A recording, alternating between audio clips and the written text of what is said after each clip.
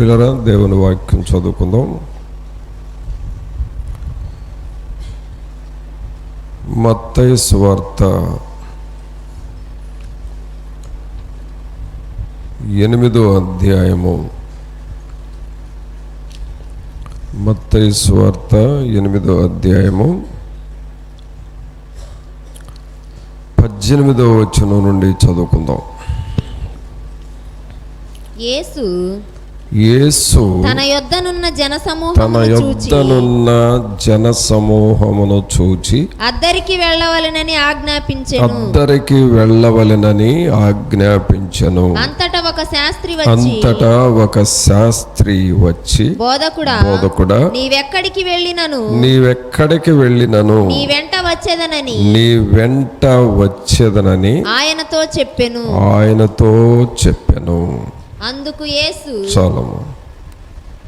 అలాగే 22వ వచనంలో యేసు అతన్ని చూచి నన్ను వెంబడించు, మృతులు తమ మృతులను పాతి పెట్టుకొననిమ్మని చెప్పాను. ప్రభునందు పిల్లరా, ఇక్కడ మనం చదివిన ఈ వాక్య భాగంలో ఒక వ్యక్తి దేవునితో అంటున్న మాటను మనం ఇక్కడ చదివాం. దేవునితో చెప్పిన మాట చూడండి. మనం అనేక సార్లు మనం కొన్ని మాటలు చెబుతూ ఉంటాం. మన ఇంట్లో వాళ్ళకి చెబుతాం. ఏదైనా ఒక పని చేయాలంటే, సరే ఈరోజు కుదరదులే, రేపు చేద్దాంలే అని అంటాం. రేపు కూడా చేయకపోతే, మరి ఈరోజు ఆ పని చేద్దాం అనుకున్నాం కదా అని అడిగితే, ఈరోజు కుదరలేదుగా రేపు చేద్దాంలని వాయిదాలు వేస్తాం. అలాగ మనం ఏదన్నా ఒక పని చేయాలనుకున్నప్పుడు ఆ పనిని చేస్తే చేస్తాం, లేదంటే వాయిదాలు వేస్తాం. కానీ మనము దేవునితో ఒక మాట చెప్పిన తర్వాత మనం చేస్తే చేస్తాం, లేకపోతే వాయిదా వేస్తాం అనేది దేవుని దగ్గర పనికొస్తుందా? చెప్పండి మీరు. దేవుని దగ్గర చేయొచ్చా, చేయకూడదు? అది మీరంతా లైన్లోకి రాలి. అసలు ఏం చెప్పాను నేను? మనుషులతో ఏదన్నా ఒక మాట చెప్పినప్పుడు చేయకపోతే, సరే తర్వాత చేద్దామని వాయిదా వేయచ్చు. కానీ దేవునితో ఒక మాట చెబితే అది వాయిదా వేయొచ్చా? చెప్పాలి. వేయకూడదు. దేవునితో చెప్పిన మాట ఖచ్చితంగా చేయాలా, చేయకపోయినా పర్వాలేదా? చెయ్యాలి. అందుకనే పిల్లరా, మనం నోటితో చెప్పే మాటలు చాలా ఖచ్చితంగా చేయాలి. చేయకపోతే మనం నష్టపోతాం. ఇక్కడ చూడండి, ఈ యవనస్తుడు ఏమంటున్నాడు దేవునితో? 13వ వచనం చూడండి. అంతటా ఒక శాస్త్రి వచ్చి, బోధకుడా, నీవెక్కడికి వెళ్ళినను నీ వెంట వచ్చేదనని ఆయనతో చెప్పాను. ఏమన్నాడు? అయ్యా, నువ్వు ఎక్కడికి వెళితే అక్కడికి నీ వెంట వస్తానయ్యా అని అన్నాడు. మరి దేవునితో నువ్వు చెప్పింది నేను చేస్తాను, నీ వెంట నేను వస్తాను అన్న వ్యక్తి మరి చెయ్యాలా, చేయకపోయినా పర్వాలేదా? చెయ్యాలి ఖచ్చితంగా. దేవునితో ఒక మాట చెబితే ఖచ్చితంగా చెయ్యాలి. దేవునితో ఈ పని నేను చేస్తాను అని అన్నావు అనుకో. దేవునితో చెప్పటం అంటే ఏంటి? ప్రార్థన చేసేటప్పుడు ప్రభువా ఇలాగ చేయాలనుకుంటున్నాను అని అన్నావు అనుకో, నువ్వు ఖచ్చితంగా చెయ్యాలి ఆ పని. నువ్వు చేస్తేనే దేవుని ఆశీర్వాదం ఉంటుంది. చేయకపోతే అది చాలా నష్టం అయిపోతుంది.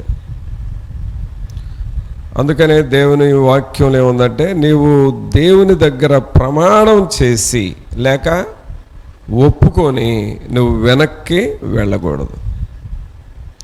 కానీ ఈ యవనస్తుడు ఎంత మాట చెప్పాడండి దేవునితో. ఏమంటున్నాడు? బోధకుడా, నీవెక్కడికి వెళ్ళినను నీ వెంట వచ్చేదనని ఆయనతో చెప్పాను. చూసారా, నువ్వెక్కడికి వెళితే అక్కడికి నీతో వస్తానయ్యా అని అంటున్నాడు. అంటే యేసుప్రభు జనరల్గా ఎక్కడికెక్కడికి వెళతాడు? పగలేమో సువార్త చెబుతాడు, రాత్రులు ఒంటరిగా వెళ్ళి ప్రార్థన చేస్తాడు, తండ్రితో ప్రార్థన చేస్తాడు. తర్వాత సముద్ర తీరాలకు వెళ్ళి వాక్యం చెబుతాడు. అలాగే రోగుల దగ్గరకు వెళ్ళి స్వస్థపరుస్తాడు, దయ్యాలు పట్టిన వారికి వాటిని వదిలేస్తాడు. ఇది దేవుని యొక్క పరిచర్య.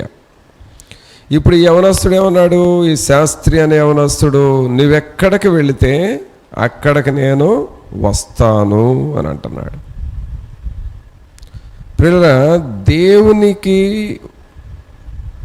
ఒక మాట చెప్పి నీవెక్కడికి వెళితే అక్కడికి వస్తాను అని అంటూ ఉంటే, రెండో వ్యక్తిని ఏమన్నాడు చూడండి, 22వ వచనంలో ఇంకొక శిష్యుని ఏమంటున్నాడంటే, యేసు అతన్ని చూచి నన్ను వెంబడించుము, మృతులు తమ మృతులను పాతి పెట్టుకొననిమ్మని చెప్పాను. నన్ను వెంబడించు అని అంటున్నాడు. అంటే దేవుణ్ణి మనం అనుసరించాలి. ప్రభువులారా, దేవునిని అనుసరించటం అనేది చాలా ప్రాముఖ్యమైన విషయం. దేవునిని మనం అనుసరించాలి. ఏమిటి దేవుణ్ణి అనుసరించడం అంటే? దేవుణ్ణి వెంబడించడం అంటే ఏంటి? ఇప్పుడు మనమందరము దేవుణ్ణి వెంబడిస్తున్నామా, వెంబడించట్లేదా? మనం ఒక ప్రశ్న వేసుకోవాలి. చెప్పండి, నేను దేవుణ్ణి వెంబడిస్తున్నాను అని ధైర్యం కలిగిన వాళ్ళు ఎంతమంది? మీరు దేవుణ్ణి వెంబడిస్తున్నావా లేక వెంబడించట్లేదా?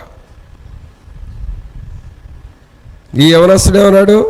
ప్రభువా, బోధకుడా, నువ్వెక్కడికి వెళితే నేను కూడా నీ వెంట వస్తాను అన్నాడు. అంటే నిన్ను వెంబడిస్తాను అని అర్థం. ప్రభువులారా, ఈ రోజుల్లో మనుషులు రకరకాల విషయాలు, రకరకాల పద్ధతులు వెంబడిస్తూ ఉన్నారు. మనం వెంబడించే విషయాలు, మనం వెంటాడే విషయాలు రకరకాలుగా ఉంటా ఉన్నాయి. కొంతమంది కొన్ని సిద్ధాంతాలని నమ్ముతారు, ఆ సిద్ధాంతాలను వెంబడిస్తూ ఉంటారు. కొంతమంది కొన్ని ఆచారాలు నమ్ముతారు, వాటిని వెంబడిస్తూ ఉంటారు. కానీ మనం వెంబడించాల్సిన విషయాల్లో లోక సంబంధంగా బంధువుల్ని ఫాలో అవుతాం. మనం బంధువులు ఏది చెబితే అది. ఈ పల్లెటూరులో ఉండే అలవాట్లు ఏంటంటే, ఒక ఇంటి పేరటతో ఒక గ్రూపుగా ఉంటారు. వాళ్ళల్లో ఎవరినో ఒకళ్ళని పెద్ద మనిషిగా పెట్టుకుంటారు. వాళ్ళు ఏది చెబితే ఆ ఇంటి పేరట వాళ్ళందరూ అవి చెయ్యాలి. వాళ్ళు చెప్పేది దేవునికి ఇష్టమైందేనా, దేవుని చిత్తమేనా కాదా, అది అనరు. చూసారా? ఇలాగూ కొంతమందికి ఇలా కొన్ని సిద్ధాంతాలు ఉంటాయి. కానీ మనుషుల్ని కాదు మనం వెంబడించాల్సింది. ఎవరిని వెంబడించాలి? దేవునిని మనం వెంబడించాలి. దేవునిని వెంబడిస్తూ ఉంటే ఈ లోకములో మనకు జయం వస్తుంది, అలాగే పరలోకములో దేవునితో ఉండే భాగ్యం మనకు కలుగుతుంది. అదే మనుషుల్ని వెంబడించామనుకోండి, మనుషుల్ని వెంబడిస్తే మనుషులకు మనం దగ్గర అవుతాం, ఎవరికి దూరం అవుతాం? దేవునికి దూరం అవుతాం. తర్వాత మనుషులకు దగ్గర అయ్యి అదేమన్నా ఆ బంధం ఏమన్నా శాశ్వతంగా ఉంటుందంటే ఉండదు. మరలా ఎక్కడో ఒక చోట చెడిద్ది వాళ్ళతో. మనుషులకు దగ్గర అయినది అది శాశ్వతంగా ఉండదు, చెడిపోతుంది. అదే టైంలో దేవునికి దూరం అవుతాం. కానీ దేవునికి దగ్గర అయితే, దేవుణ్ణి మనం వెంబడిస్తూ ఉంటే దేవునికి దగ్గర అవుతాము, అది ఆశీర్వాదకరంగా ఉంటుంది. కాబట్టి మన జీవితాల్లో ఎవరిని వెంబడించడం నేర్చుకోవాలండి? మనం దేవునిని వెంబడించాలి. ఇంగ్లీష్లో ఒక కోరస్ ఉంది, అది యూత్ మీటింగ్లో పాడిస్తూ ఉంటాం మేము.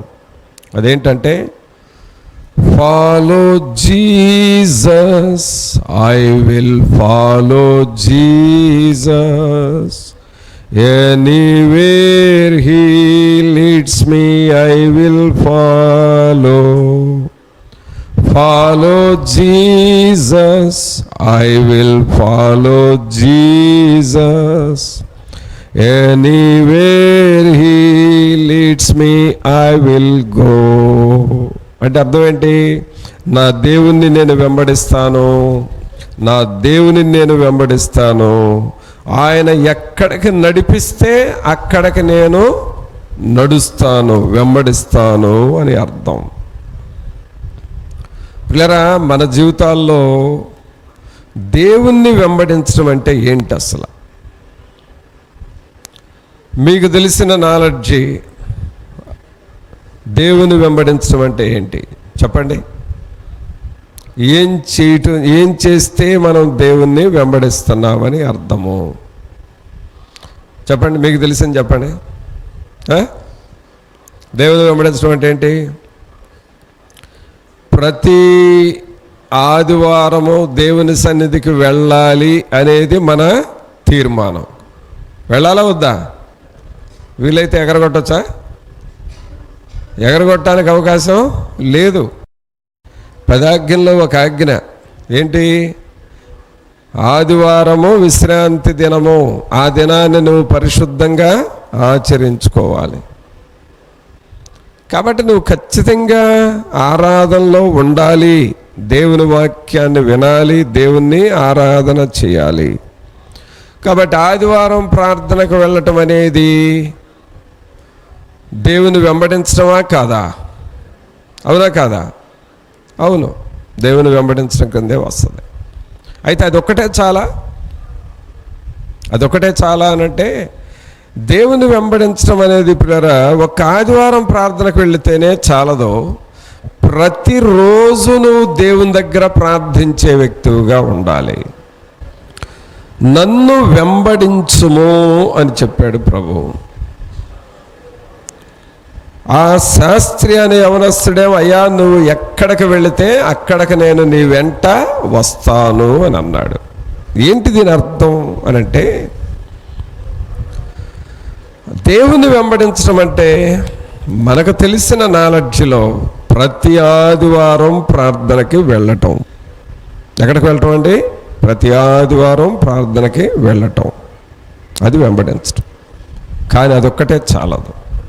ఇంకొంచెం లోతుగా మనం చేయాల్సిన పని ఏంటంటే, ప్రతిరోజు దేవుని దగ్గర మొర్ర పెట్టాలి, ప్రార్థన చేయాలి. ప్రతిరోజు ప్రార్థన చేయని రోజు, బైబిల్ చదవని రోజు ఒక్కటి కూడా ఉండకూడదు.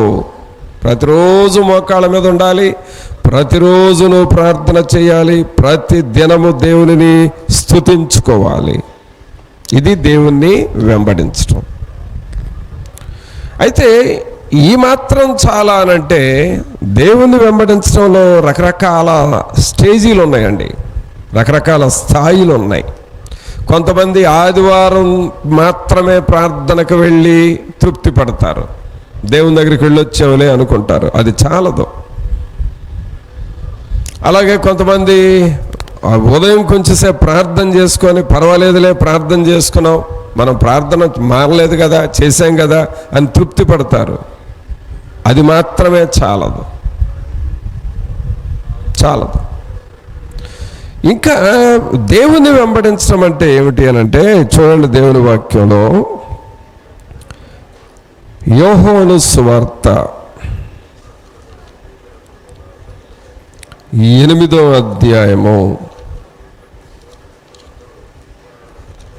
యోహాను సువార్త 8వ అధ్యాయము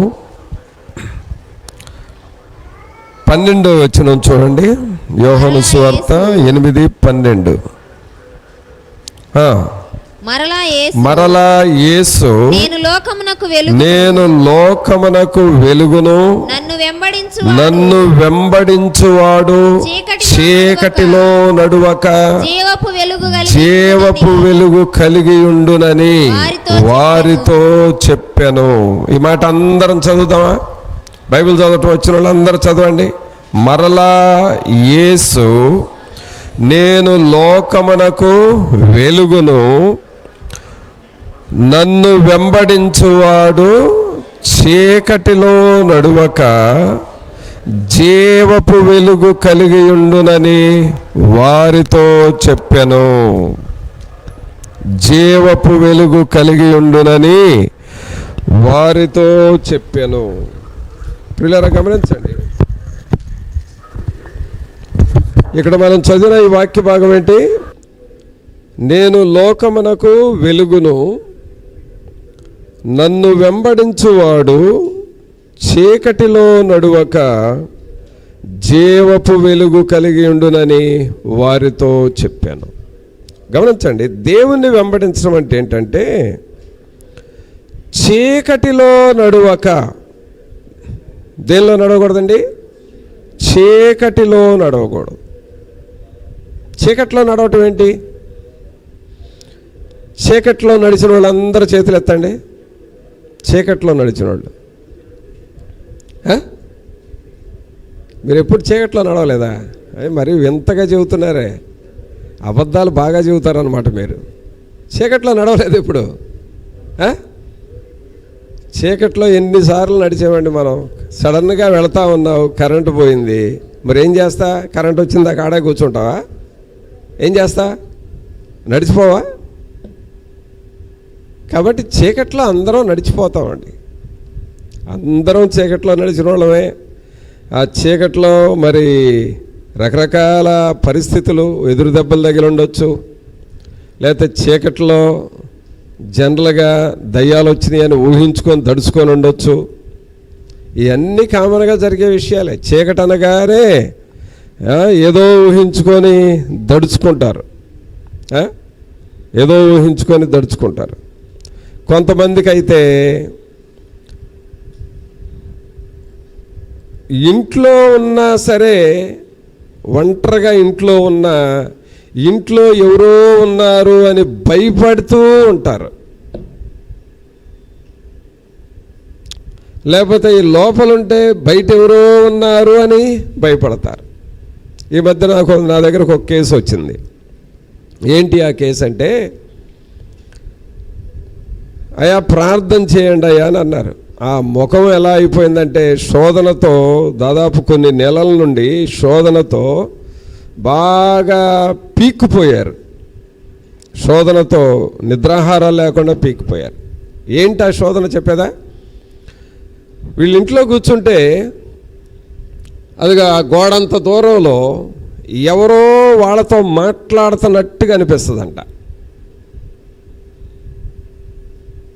అలా కాముగా ఉన్నా సరే ఆ గోడ దగ్గర ఒక వ్యక్తి నల్లటాకారం వాళ్ళతో మాట్లాడినట్టుగా అనిపిస్తుంది.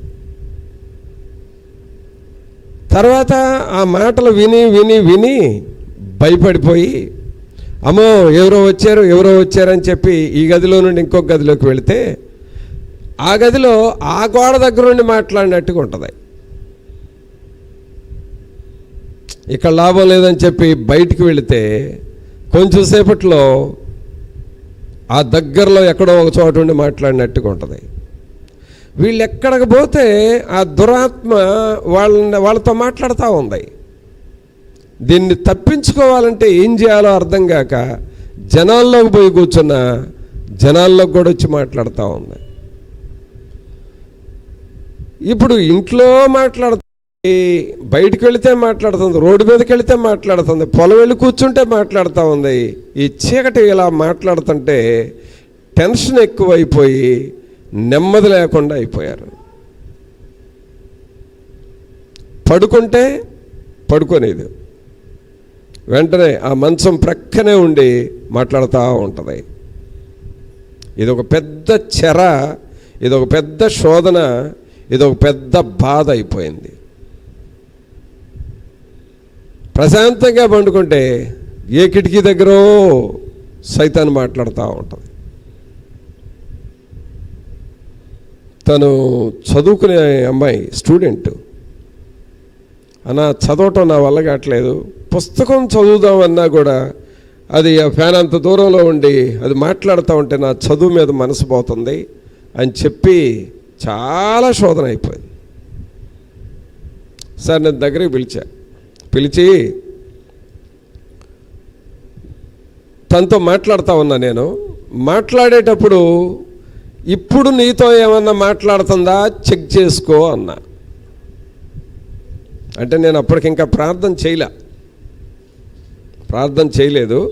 ప్రార్థన చేయకుండా ఊరక చెక్ చేసుకోమన్నా. నేను నీతో మాట్లాడుతున్నాను కదా, ఇప్పుడు ఏమన్నా మాట్లాడుతుందా నాకు చెప్పు అని నేను మౌనంగా కొంచెం సేపు ఉన్నా. అలా చూసి అదిగోన్నా మాట్లాడుతుందా అని కంగారు పడతాం. నీకంతే పిల్లరా, తనకు ప్రార్థన చేశా. దాదాపు కొన్ని నెలల నుండి ఉన్నటువంటి పరిస్థితి, ప్రార్థన చేసి ఆ దయ్యాన్ని గద్దించిన తర్వాత, ఈ రాత్రి నువ్వు వెళ్ళి ఇంట్లో ప్రార్థన చేసుకో, నీకు అదేమన్నా మాట్లాడితే మరలా రేపు రా అని చెప్పాను. అంతే, ఒక్కసారి మాట్లాడింది, అంటే ఒక్కసారి ప్రార్థన చేయించుకుంది, వెళ్ళి ఇంట్లో కూర్చుంటే ఆ రాత్రి ప్రశాంతంగా నిద్రపోయిందంట. ఆ మాటలే లేవంట. చూడండి, చీకటిలో నడవటం అంటే పిల్లరా, సాతానుడి యొక్క క్రియలతో నడవటము చీకటిలో నడవటం క్రిందకు వస్తుంది. అక్కడ దేవుని వాక్యం ఏముంది? నన్ను వెంబడించువాడు ఏమంటున్నాడు? నన్ను వెంబడించువాడు చీకటిలో నడువక జీవపు వెలుగు కలిగి ఉండునని వారితో చెప్పాను. దేనిలో నడవకూడదు? చీకటిలో నడవకూడదు. చెప్పండి అందరూ పెద్దగా చెప్పండి, చప్పట్లు కొడుతూ చెప్పండి. దేనిలో నడవకూడదు? చీకట్లో నడవకూడదు. చీకట్లో మరి సడన్గా కరెంటు పోతే నడవద్దా? నడవాలి, తప్పదు. ఎక్కడో నడిచి వస్తా ఉన్నాం, పొద్దుగూకింది, చీకటి అయిపోయింది, నడవద్దా? తప్పదు. ఆ చీకటి కాదు పిల్లరా, అసలు చీకటి ఏమిటంటే మన జీవితాల్ని అంధకారంలోనికి తీసుకొని వెళ్ళే చీకటి ఒకటి ఉన్నది.